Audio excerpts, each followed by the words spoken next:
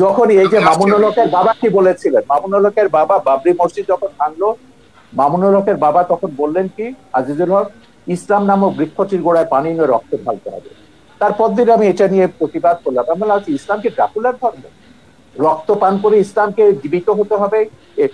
তাই খ্রিস্টান মিথোলজির মধ্যে যে ড্রাকুলা ক্যারেক্টারটা আছে, এটা কি পিশাচের ধর্ম? ড্রাকুলা তো একটা পিশাচ। আমার কথা হচ্ছে সেইটাই, শান্তির ধর্ম ইসলামকে কে সন্ত্রাসের ধর্মে রূপান্তরিত করেছে? এই আল কায়দারা, এই আইএসআইএস রা, এই জামাতি আমি আপনার কাছে ওহাবি মৌলবাদী সন্ত্রাসী সালাফি, এরাই ইসলামকে সন্ত্রাসের ধর্মে পরিণত করেছে। আমি ইসলাম নিয়ে কথা বলছি, সব ধর্মের ব্যাপারে আমি বলছি। মৌলবাদ আপনি আপনি আপনার ব্যক্তিগত জীবনে রাখুন, সেটাকে আমার উপর চাপাতে যাবেন না, রাষ্ট্রের উপর এটাকে চাপাতে যাবেন না। আমি এখানে আমি মানুষকে আপনার কাছে মানুষ আবারও হিসেবে আসছি, মূল্য। আমি আপনার কাছে আবারও আসছি শারীরিক করবে আমরা। একটু একটু শেষ করছি আমি। দ্বিতীয়ত, হ্যাঁ হুজুর, আল্লাহ যদি এক। একটু সাপ্লিমেন্ট করে শেষ করি, তাহলে সুবিধা একটু হয়, শেষ আপনি করি, সাথে সাথে জবাব দিতে পারবেন। শেষ জি। করি। আমি শেষ করছি। আল্লাহ এক, আল্লাহর একত্বে কারো শরীক নেই। ঠিক সেভাবে মোহাম্মদ সাল্লাল্লাহু আলাইহি সাল্লামকে আল্লাহ তাআলা ১৫০০ বছর আগে প্রেরণ করে নবুয়ত ও রিসালাতের দরজা চিরতরে বন্ধ করে দিয়েছেন। ওনার পরে আজ পর্যন্ত কোনো প্রকারই নবী কিংবা রাসূল আসে নাই, কিয়ামত পর্যন্ত আসবে না। এটাকে বলা হয় আকীদায়ে খাতমে নবুয়ত। এই আকীদা খাতমে নবুয়তকে যে বিশ্বাস করবে না, নিঃসন্দেহে সে অমুসলিম এবং কাফের। সেজন্য কাদিয়ানী সম্প্রদায় অমুসলিম এবং কাফের। এটা ৫৭টি মুসলিম রাষ্ট্রের অধিকাংশ মুসলিম রাষ্ট্রে সংসদীয়ভাবে বিল পাশ করে ঘোষণা করা হয়েছে। দুঃখজনক আমাদের বাংলাদেশে এখনই হয়নি, কারণ বাংলাদেশে কাদিয়ানীদের পক্ষাবলম্বন করার জন্য প্রচুর বুদ্ধিজীবী নামের বুদ্ধি প্রতিবন্ধী আছে।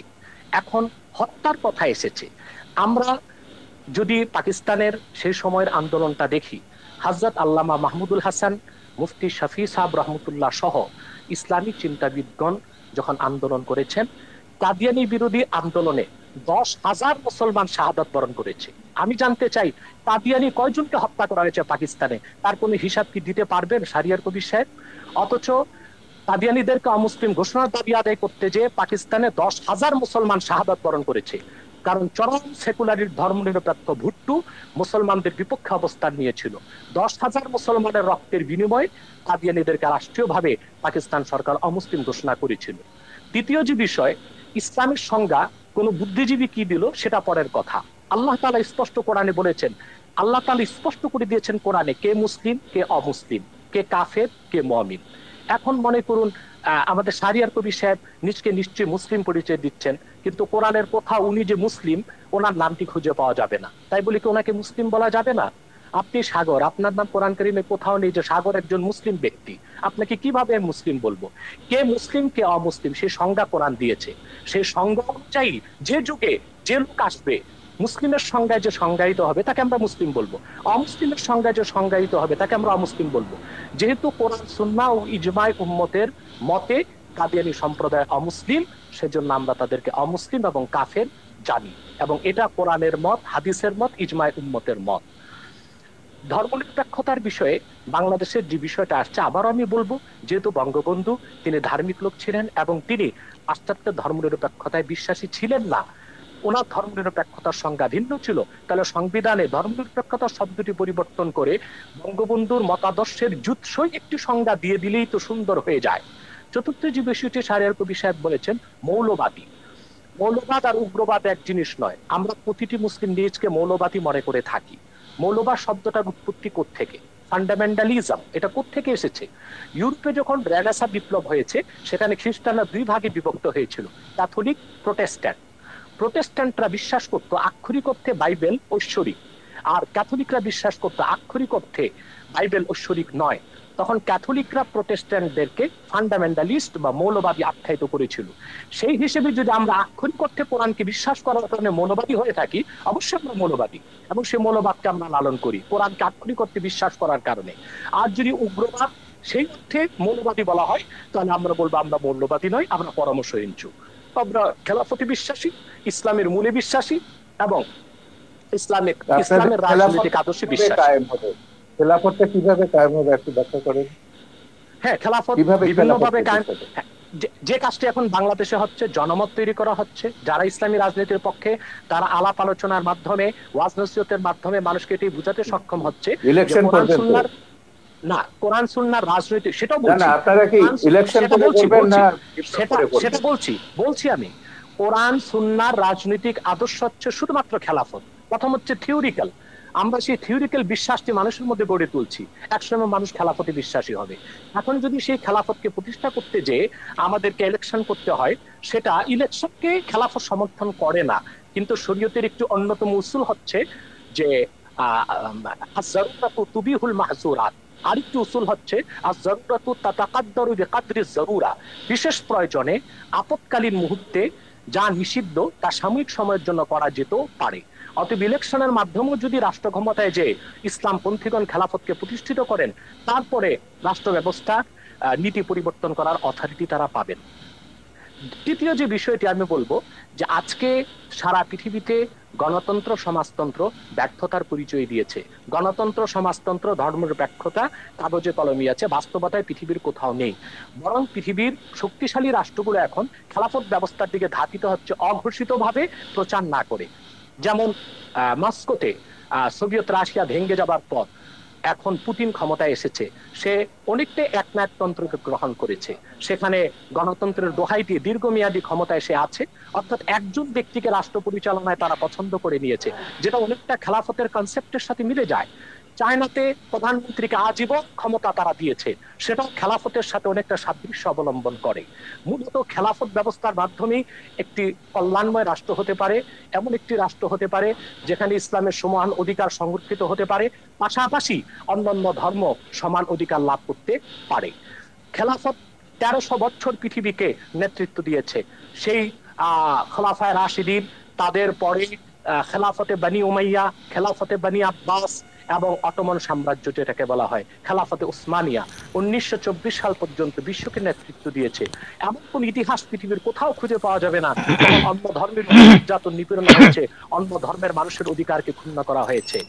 বাদশাহ আকবর যখন দ্বীন এলাহিকে প্রতিষ্ঠিত করেছিল ভারতে, পরবর্তীতে তার নাতি বাদশাহ আলমগীর যখন খেলাফতের অনেকটা কনসেপ্ট গ্রহণ করেছিল, ইসলামী শরিয়া ব্যবস্থাকে চালু করেছিল, বিধিবদ্ধ ইসলামের সংবিধান ফাতাওয়া হিন্দিয়া বা ফাতোয়া আলমগীরি সংকলন করেছিলেন, তখন ভারতে কোথাও কোন একটি হিন্দু মন্দিরের উপর আঘাত করা হয়নি, হিন্দুদের কোনো উপাসনালয়, কোনো ধর্মস্থানে আঘাত করা হয়নি।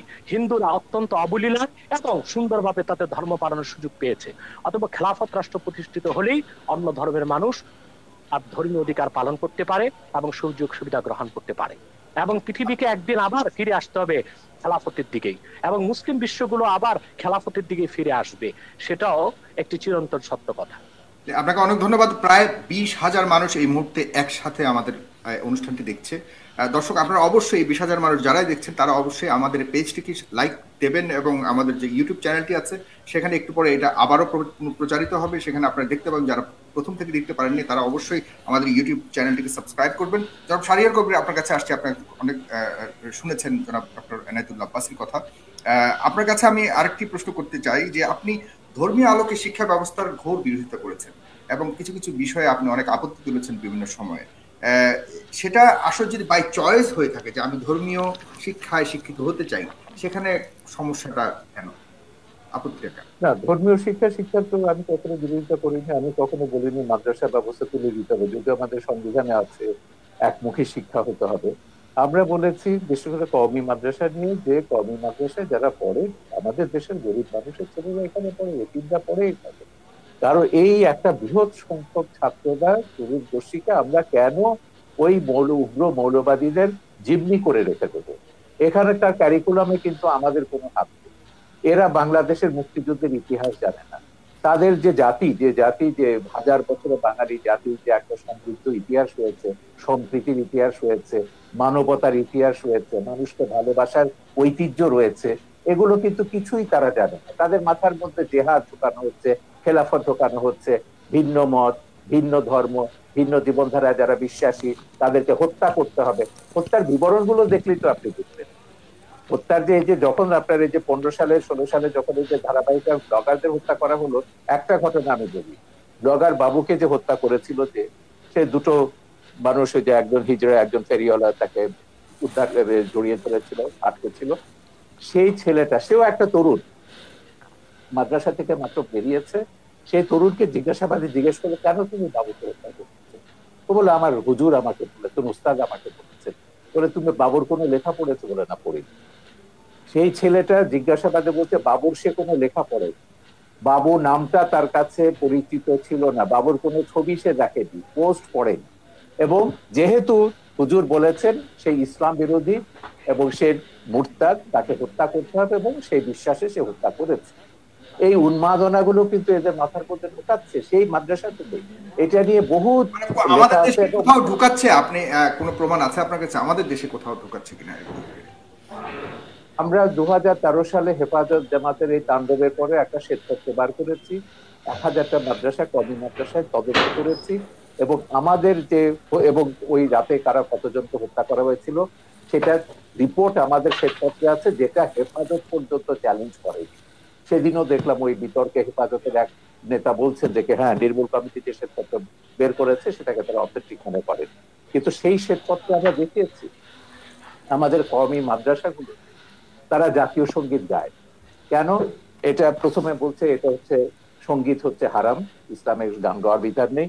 কেউ বলছে এটা হিন্দুর লেখা, কেউ বলছে এটা ভারতীয়র লেখা, এখানে কওমি তারানা হতে হবে, ইসলামী জোশের গান হতে হবে, তৈরি তারা গাইবে।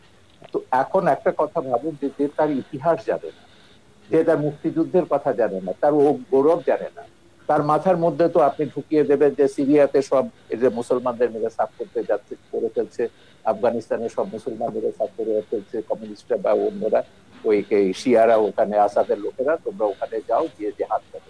তো তরুণরা কিন্তু এভাবে বিভ্রান্ত হচ্ছে, জেহাদে যাচ্ছে, এবং অনেক বাবা মার কোল খালি হচ্ছে, তারা জানে না তাদের ছেলে কোথায় গিয়ে কোথায় মারা যাচ্ছে, বাট এটাকে তারা জেহাদ মনে করে। বাংলাদেশে জনাব শাহরিয়ার, বাংলাদেশের যতগুলি এই উগ্রপন্থা বলে আমরা যতগুলি ঘটনাকে আমরা চিহ্নিত করার চেষ্টা করছি, সেখানে সব কিন্তু আমাদের সাধারণ ইসলামিক মিডিয়ামের সরি ইংলিশ মিডিয়ামের ছাত্রছাত্রীরা জড়িত পাওয়া গেছে বিভিন্ন তদন্ত। না, সরি সরি, সেটা আপনি কয়েকটা করার কথা বলতে পারবেন। আপনি কওমি মাদ্রাসার পাঠ্যপুস্তকটা দেখুন। ইংলিশ মিডিয়াম কেন, আমি তো ইউরোপের কথা বলেছি। সিরিয়াতে জেহাদ করতে গেছে, সেখানে 5000-এর ওপর সাদা ইউরোপিয়ান মুসলিম, মুসলিম তারা গেছে। তারা কি জন্য? তাদের কয়েকজনের সঙ্গে আমি কথা বলেছি, আমার ছবিতে তাদের ইন্টারভিউ আছে। তারা বলছে it was an adventure, they were killing bad guys and we were the good guys, we went there to kill the bad guys।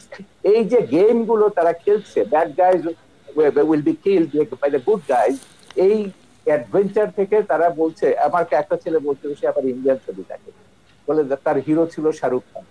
বলে দেখো, শাহরুখ খান তো ওখানে দামি একটা রাইফেল নিয়ে এসে যুদ্ধ করছে বা হিরোইজম দেখাচ্ছে, আমি সিরিয়াতে জেহাদ করতে গেছি, I B having a real AK-47।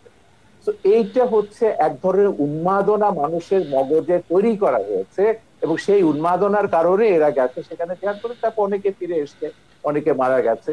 কিন্তু এই যে উন্মাদনাটা আপনি তৈরি করে দিচ্ছেন সারা পৃথিবীর তরুণ সম্প্রদায়ের মধ্যে, আজকে তো ইন্টারনেটের প্রযুক্তির কারণে আপনি এইগুলো, এই উন্মাদনা, আমার কথা হচ্ছে খুব পরিষ্কার, আপনি শান্তিপূর্ণভাবে আপনার ধর্ম প্রচার করুন, পালন করুন।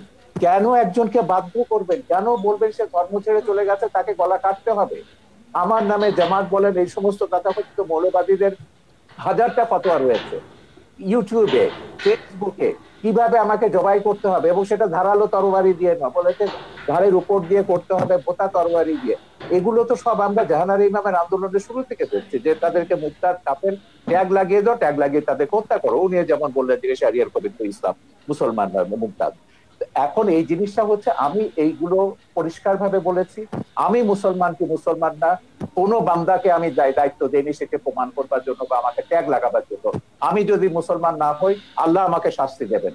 আল্লাহ ছাড়া আর কারো বিধান এই বিষয়ে, কে মুসলমান কে মুসলমান নয়, কোন বান্দার বিধান। প্রগতিশীল সমাজ থেকে যে দাবি করা হচ্ছে কে মুসলমান নয় কে মুসলমান, সেক্ষেত্রে সেটাকেও আপনি কিভাবে দেখছেন?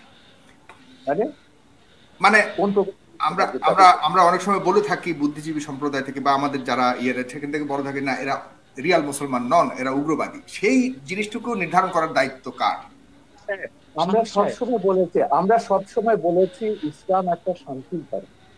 হ্যাঁ, ইসলামকে যখনই আপনি সন্ত্রাসের সমর্থক করবেন, যখনই, এই যে মামুনুল হকের বাবা কি বলেছিলেন, মামুনুল হকের বাবা বাবরি মসজিদ যখন ভাঙলো, মামুনুল হকের বাবা তখন বললেন কি, আজিজুল হক, ইসলাম নামক বৃক্ষটির গোড়ায় পানি নিয়ে রক্ত ঢালতে হবে। তারপর দিন আমি এটা নিয়ে প্রতিবাদ করলাম, আমরা বলছি ইসলামকে ড্রাকুলার ধর্ম, রক্ত পান করে ইসলামকে জীবিত হতে হবে। তাই খ্রিস্টান মিথোলজির মধ্যে যে ড্রাকুলা ক্যারেক্টারটা আছে, এটা পিশাচের ধর্ম, ড্রাকুলা তো একটা পিশাচ।